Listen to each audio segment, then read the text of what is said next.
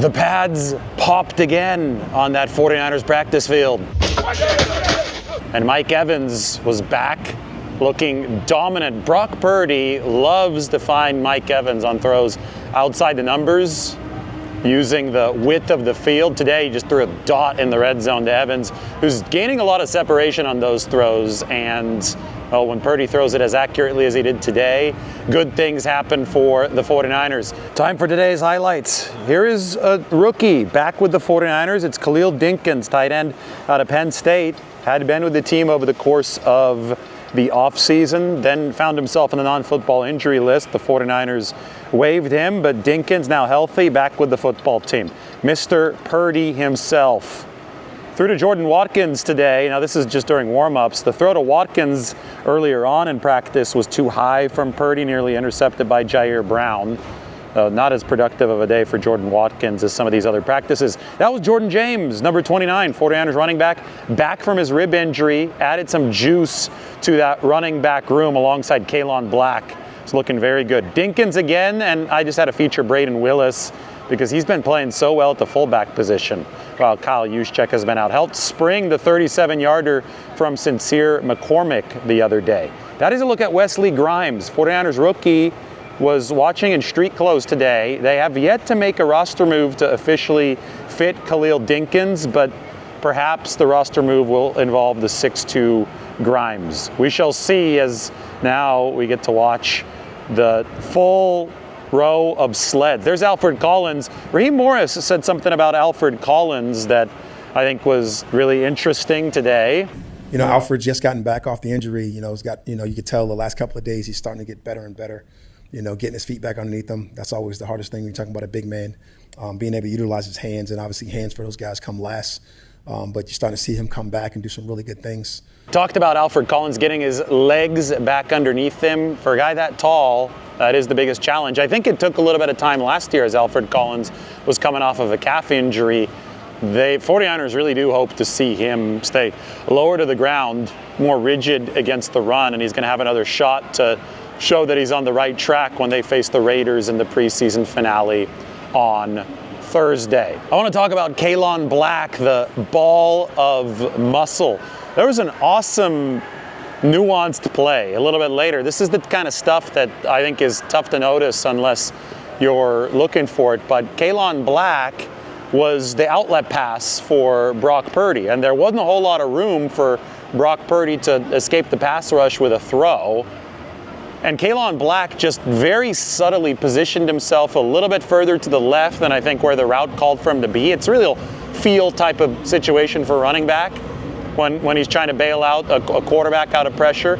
And the spot that Black sat down in and found was ideal for Purdy to be able to move to the sidearm delivery. So Purdy dropped to the sidearm, was able to sneak it past the line and the pass rush into the only one window that could find Kaelon Black. And that kind of stuff is so much easier said than done. I still remember the game against Miami a couple years ago in 2024 where Patrick Taylor Jr. was the 49ers starting running back, and he just wasn't in position on a couple of those check down throws, and Purdy almost was intercepted. I mean, you can take those throws that only travel 5 yards downfield and take them for granted, but if the running back's not in the right spot, that's why it's tough to take Christian McCaffrey off the field. The fact that Black did it well today is significant for the 49ers. What else is significant is the fact that he is pass protecting well. He set up a Dejon Stribling reception the other day for the 49ers on third down from Purdy by picking up the Mike linebacker, which is not easy against the hard charger. That's why you want a ball of muscle at that running back position. But you also want somebody who studies pass protection. Yeah, I would definitely say it helped coming from a system that we did, and, you know, having a scan and just being keyed in to certain people, even in the league, you know, having to be keyed into the details, seeing safety shells and paying attention to the linebackers, seeing different tells and things of that nature. I also have a very detailed coach in Bobby Turner. He's very, hard on me and making sure that I'm doing what I'm supposed to be doing on the field. And he has very high expectations for me. And, I'm up for the challenge. Get on you about the most specifically? Man, my tracks, just being very detailed into every single thing, being in the right spot before the play and even after the play. Very big on landmarks and just being, the best all-around football player that you can be. Just being focused at all times, and you're never having those brain farts. And then anytime you deal with a Kyle Shanahan system, you need a running back who can deliver in outside zone. I would definitely say just time put in, just being focused to the details. I ran a lot of outside zone in Indiana. And even at James Madison with the same coach. So, just being used to it, but also just knowing that you're on a different level now. This is the pro leagues. So you have to stick your foot in the ground. You have to get vertical. And you want to impose your will on everybody, regardless of who it is. Jaden Duggar is getting a lot of featured time for the 49ers. Nick Martin out today with that hamstring that he suffered in the game against the Chargers. So even though Dre Greenlaw was in there for San Francisco in team drills, so is Jaden Duggar, the long rookie. I increasingly think, and I've said this a couple times, but I really do believe that he's going to have a featured high-profile role for the 49ers. Now, it might be a high ceiling, low floor kind of thing. He might be a guy that if he's too raw for the 49ers and he's exposed early on, they might have to pump the brakes, but I think that you take a swing for the upside here, and maybe Duggar takes this opportunity and runs with it. We heard from Raheem Morris. I talk a lot about adaptability.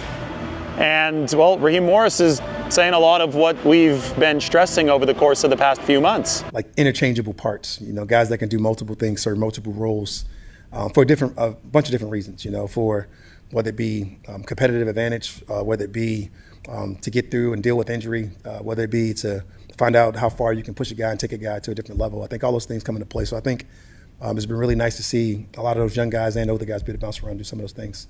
Have a skill set that seems to fit that position. Yeah, he was one of the guys, we drafted, kind of for those kind of super roles, like those guys that can kind of, he was one of the fortunate people that actually rushed the passer before in college. You've seen him off the ball cover in college. You've seen him on the ball before. You've seen him do a bunch of different things. You've seen him in the secondary. You've seen him do a bunch of different things in college that he was able to translate those skill sets over to what we're talking about. Now remember the 49ers week 1 opponent. It's, the time of the year now where training camp is officially over. The fans and the stands are no longer there on the training camp field. This is the dress rehearsal week. So we're in this transition now from camp into how the 49ers are going to operate in the regular season. Dress rehearsal week means the 49ers are going to specifically game plan for their coming opponent. It's not just going to be random stuff at practice. So they're getting ready for the Raiders, and then I think there's already a lot of focus to the real one against the Rams, which is going to come after that on September 11th in Melbourne. And when you talk about the Rams, what did they run last year that took the league by storm? 13 personnel, 3 tight ends for the Rams. How do you cover tight ends? Well, you want some long safeties or linebackers, and the 49ers choose to do that through the linebacker position, and they're choosing to do it via Jaden Duggar, who also played safety in college. Give credit to the Rams for that, but a lot of the stuff that was built, I did a lot of this stuff at the Rams, right? And then we've been able to practice against each other. And then some of the things that the Rams kind of evolved into, going from their national 11 to their 13 that they did last year. And then they got all different personnel groupings, but interchangeable pieces that we kind of utilized for a long time, whether it be in Atlanta, whether it been, just all over my different stops. But being able to utilize those pieces definitely comes into play when you're talking about, like, no different than what's been done here in the Bay, with the athletic skill sets of the linebackers. With, all middle linebackers didn't run 4-4 and cover routes down the field like the way Fred does. And he's definitely one of those special players like that, and you kind of surround yourself with those type of people. I want to switch gears and talk about Romelo Height, 49ers second-round pick, the edge rusher, somebody who is asked to wear a bunch of different hats in this Raheem Morris defense. We haven't seen Romelo log a pressure yet, pass rushing wise, and I think everybody just assumes, well, this guy has a good get off, and he was a prolific edge rusher in college, that's going to be the only role that we talk about, but he's done more.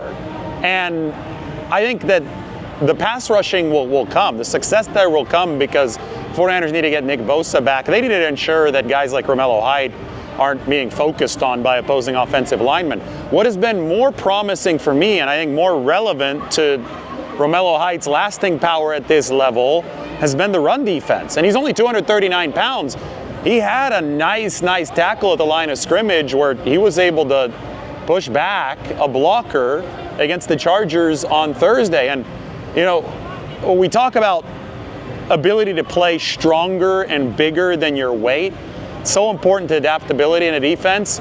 Listen to Raheem Morris talk about Romelo Height. From the draft evaluation standpoint, when it talked about filling that designated pass rusher role to really replace what they did last year with sort of like Huff, right? And that was a box check for us. And then it was that other thing we talked about where he can potentially be, this guy that can walk around, spin, do some different things as well. So that was a question mark box that he's been able to check and do a lot of things for us there. And then being able to watch him come in and play a physical brand that he's been able to play, he does have some rundown. He does have some real knock him back when it comes to being able to go out there and stop the run and play at a physical level, which has been fun to watch, particularly in the games. And that's been nice. He brings a certain amount of quickness. You're probably referring to the play that you saw him make when he made the inside move throughout the course of the week, but it wasn't new. We did it a little bit last week. He's just able to utilize it and get an opportunity to do it and make that play. So I'm really fired up where he's going. And it's fun to watch these young guys grow. We kind of talked about it with Price Sock a couple weeks ago where you take a step in that joint practice and then you watch him go into the games and you watch the confidence build, and you've watched his confidence build throughout the course of this training camp as well. So it's been fun to watch a lot of our young guys. All right, I look at everything that happened in practice that I haven't mentioned yet. Jordan James, as I mentioned, back from the rib injury. I think he's got some juice as well. Obviously not as fast as Kaelon Black, but that running back position looking a whole lot more competent than it was just a few days ago with Black and Jordan James both back for the 49ers. Mac Jones, nice rainbow delivery to Deebo Samuel on and out. And then in red zone drills, Adrian Martinez found Deebo Samuel. Similar throw toward the back pylon. Hit him in stride. I'm curious, when is Vidarian Lowe going to return? That is the 49ers swing tackle. He's been out for about 4 weeks with a high ankle sprain. They say 4 to 6 weeks. 49ers would like to have him back soon because Austin Pleasance has been their top swing tackle, and he got hurt the other day. He was out of practice today with his knee injury. So I am on Vidarian Lowe watch. Dominic Pooney and CJ West, both back from their injuries today. That is good for the 49ers. Also have a nice throw from Adrian Martinez to Trenton Irwin. Little naked bootleg rollout. Irwin could be probably a good receiver for the 49ers practice squad. I think they want to keep a guy with his kind of experience around. You remember he played several years with Joe Burrow in Cincinnati. Jacob Cowan, couple catches outside the numbers today, including one against the long-armed Ephesians Price Sock where Cowan climbed the ladder. Good sign for him. We've seen him struggle on some of those outside concepts. If the 49ers have a punt returner who can also execute across the entire field as a receiver on offense, that is good news for the 49ers. Finally, Raheem Morris said that it was a great bounce-back performance for the defense on Thursday after the practice on Tuesday. Said the 49ers needed that kind of adversity to show that they could power through. Concert happening today here at Levi's. That is why I am in a slightly different spot. Look, all the concert goers ready to go on the other side of the helmet. That is where I typically do my videos, and well, they're going to be opening up gates soon, so I've got to head back inside. I've got to wrap up this update. We will talk to you very soon.